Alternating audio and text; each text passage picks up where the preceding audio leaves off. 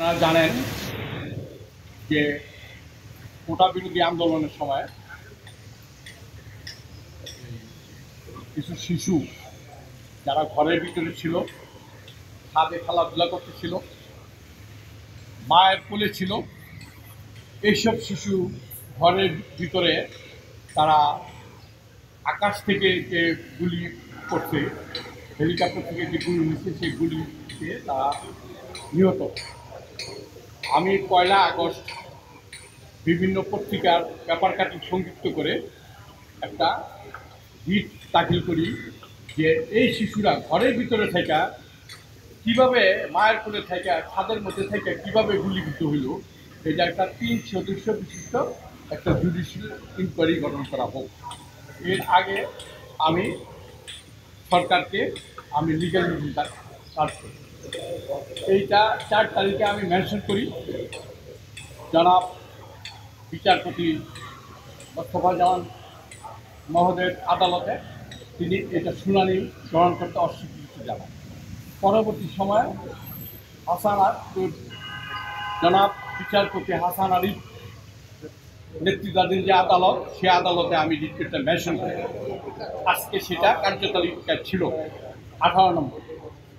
সেইটা শুনানির জন্য যখন আমরা উপস্থাপন হইল, তখন অ্যাটর্নি জেনারেল অফিস থেকে, অ্যাটর্নি জেনারেলের পক্ষ থেকে ডেপুটি অ্যাটর্নি জেনারেল একটা সময়ের প্রার্থনা করলেন যে এই শুনানিটা অ্যাটর্নি জেনারেল সাহেবের উপস্থিতি হওয়া দরকার।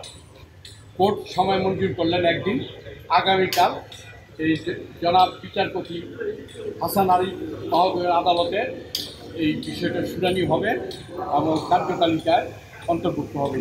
আপনি কি শুধু অনুসন্ধান চেয়েছেন না কিছু চেয়েছেন? আমি শুধু অনুসন্ধান সহ প্রত্যেক শিশু পিতামাতাকে 1 কোটি টাকা ক্ষতিপূরণ আদায় দেওয়ার জন্য, রাষ্ট্র থেকে আদায় করার জন্য আমি আদেশ চেয়েছি এবং এই শুনানি না হওয়া পর্যন্ত প্রত্যেক শিশু গার্জিয়ানকে যেন 50 লক্ষ টাকা ক্ষতিপূরণ দেওয়া একটা অন্তর্বর্তী আদেশ দেওয়া হয়, এই জন্য আমি প্রার্থনা করি।